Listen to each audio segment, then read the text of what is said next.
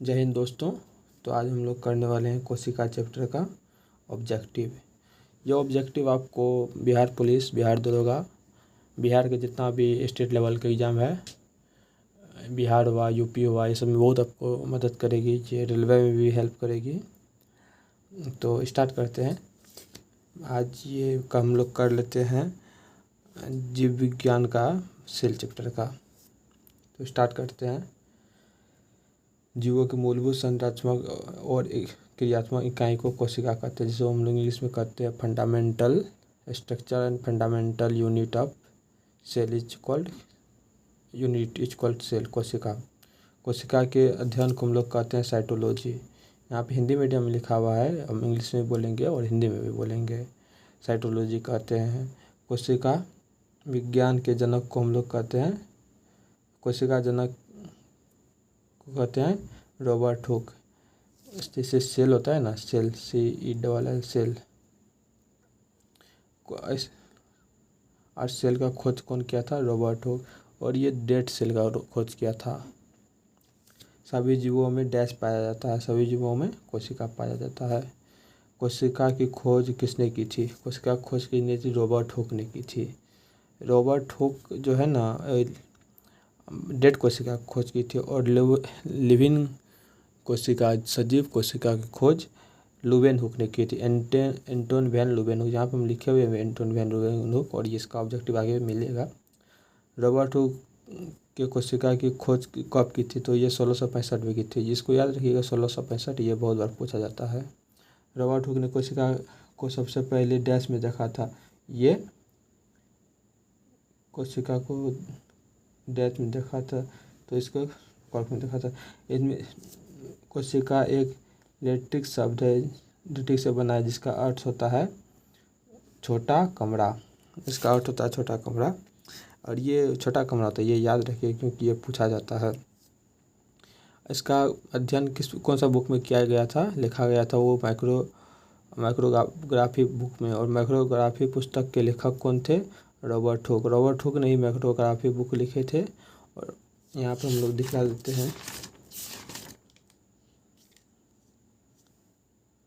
Micrography पुस्तक में लिखा गया था, है ना। रॉबर्ट हुक ने अपनी कोशिका संविधान खोज की वर्णन माइक्रोग्राफी पुस्तक में किया था। ये खान सर का नोट्स है। कोशिका में जीव द्रव की खोज किसने की थी? तो डुजार्निया ने की थी। किसने कहा था कि कोशिका विभाजन होता है और नई कोशिका का निर्माण पूर्व कोशिका के विभाजन से होता है? तो ये रुडोल्फ विर्चोई ने कहा था। यहाँ से दिखाई पड़ रहा है ना, हाँ। ओमनिस लुला किसने कहा था? तो इसने किया था रुडोल्फ विर्चोई ने कहा था। जंतु कोशिका की ब्राह्मा आवरण है, तो कोशिका झिल्ली। इसको पलटा लेते हैं।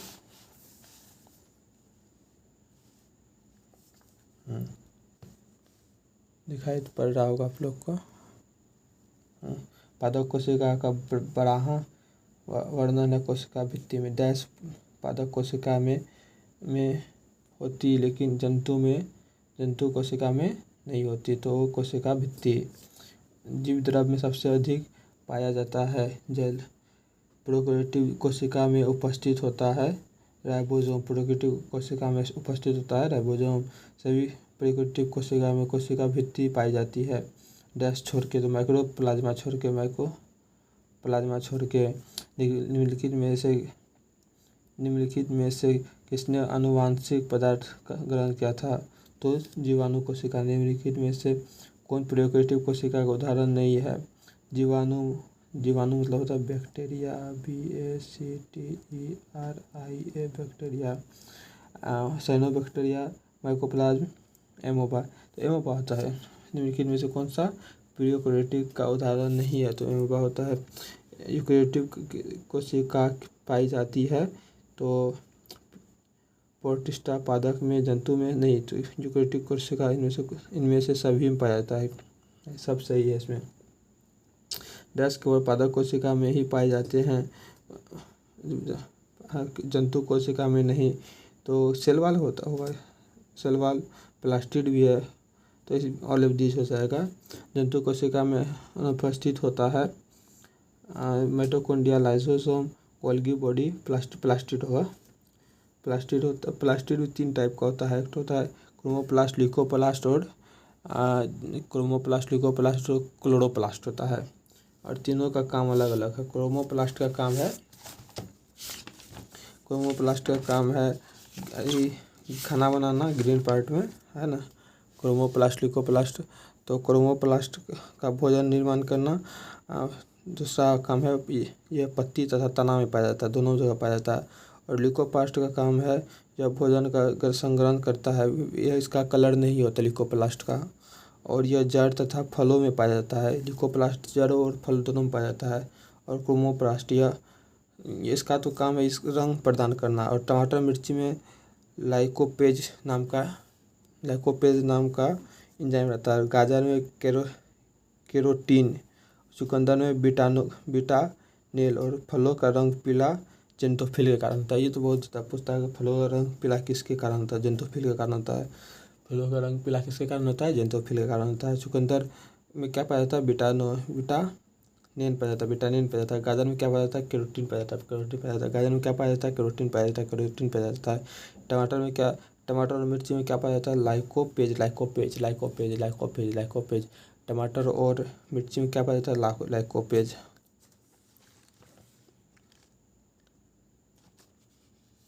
लाइकोपेज पाया जाता है। कहाँ तक पहुँच गए थे? लाइकोपेज पाया जाता है।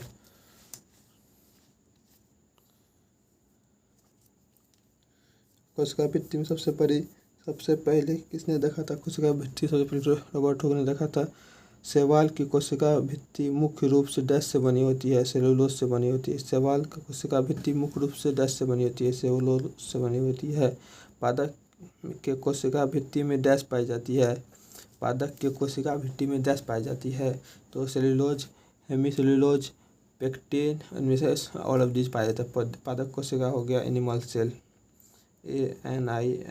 Animal cell. इसमें सेलुलोज भी पाया जाता है, हेमीसेलुलोज भी पाया जाता है, पेक्टिन भी पाया जाता है। ऑल ऑफ दिस कोशिका भित्ति में उपस्थित पदार्थ और उनके कार्य के संदर्भ में गलत चुनें। तो इसमें गलत क्या है? लिंग निर्धारित मजबूत होता है। गलत ये है कि सुबेलिन जल नहीं, ये गलत है। कोशिका झिल्ली मुख्य रूप से बनी होती है पेक्टिन और लिपिड ये याद रखिएगा। कोशिका झिल्ली मुख्य रूप से पेक्टिन और लिपिड का बनी होती है। निम्नलिखित में से कौन सा वर्णनात्मक परागण झिल्ली है? कोशिका झिल्ली डैश प्रक्रिया द्वारा पदार्थ कोशिका झिल्ली से आर पार आते जाते रहता है। तो इसका तो हो जाएगा, इसका आप लोग कमेंट कीजिएगा क्या होगा 33 नंबर का। जल में अणु की गति जब वर्णनात्मक परागण झिल्ली से हो तो उसे डैश कहते हैं, उसे विसरण कहते हैं। प्लाज्मा झिल्ली की रचना को केवल डैश से देखा जा सकते हैं। इलेक्ट्रॉनिक माइक्रोस्कोप से देखा जाता है। इसको सूक्ष्मदर्शी माइक्रोस्कोप कहा जाता है। जीव द्रव किसका सम्मिलित रूप है? जीव द्रव कोशिका द्रव का और केंद्रक न्यूक्लियस का। माइटोकॉन्ड्रिया का खोज किसने किया था?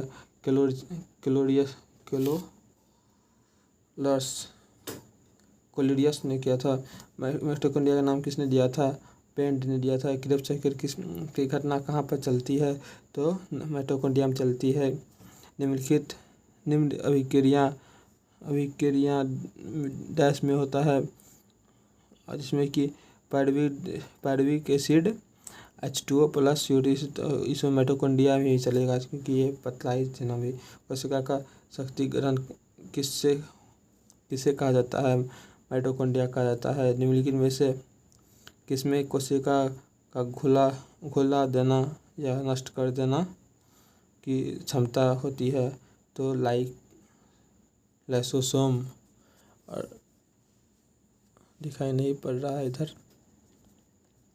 निम्नलिखित में से इसमें कोशिका को घुला देने या नष्ट कर देने से क्षमता बढ़ जाती है, तो लाइसोसोम से बढ़ जाती है।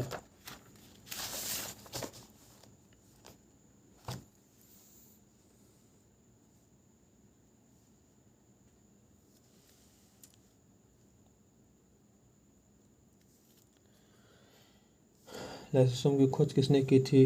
डी डुबे ने लाइसोसोम की खोज किसने की थी? डी डुबे। लाइसोसोम को डैश भी कहा जाता है। इसमें आत्मतक थैली तो सब जानता ही है। पाचन थैली आत्मतक थैली और पाचन थैली दोनों कहा जाता है। निम्नलिखित में से कौन से रंगीन लवक है? Leukoplast Leukoplast Leukoplast Leukoplast Leukoplast Leukoplast Leukoplast Leukoplast Leukoplast Leukoplast रंगीन है ना। लिकोप्लास्ट ये भोजन का संग्रहण कर दीजिए तथा परम्परागत विदाउट कलर होता है लिकोप्लास्ट। और क्लोरोफिल का काम है फोटोसिंथेसिस, और ये पत्ती तथा तना में पाया जाता है। लिकोप्लास्ट विदाउट कलर होता है। और क्रोमोप्लास्ट का रंग प्रदान करना। टमाटर, मिर्ची, गाजर, कैरोटीनॉइड्स, चुकंदर, बेंटोफिल। फलों का रंग जेंथोफिल के कारण होता है। इनके कौन सा रंगीन होता है? लिकोप्लास्ट।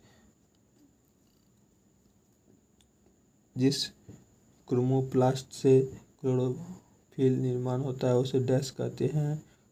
माइकोप्लाज्म कहते हैं। कोशिका का से घर किसे कहा जाता है? क्रोमोप्लास्ट को कहा जाता है। पत्तियों का रंग पीला डैश के कारण होता है, तो कैरोटीनॉइड के कारण होता है।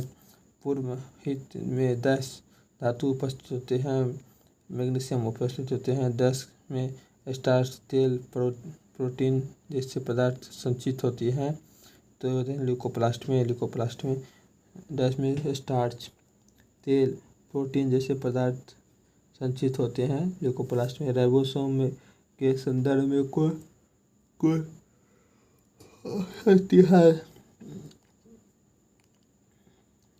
राइबोसोम के संदर्भ में कौन असत्य है? इसकी खोज पेलोडे ने की थी। यह प्रोटीन संयुक्त सूक्ष्मदर्शी से, हाँ, तो राइबोसोम को संयुक्त सूक्ष्मदर्शी से देखा जा सकता है। तो आज हम 51 तक ही रखते हैं। कल स्टार्ट करेंगे फिर 52 से लेके होगा तो 100 तक, नहीं तो उसको 150 पूरा क्वेश्चन सॉल्व कर देंगे। वीडियो पसंद आया तो लाइक करें, सब्सक्राइब। वीडियो पसंद आया हो तो लाइक करें, कोई डाउट हो तो कमेंट करें। Thank you.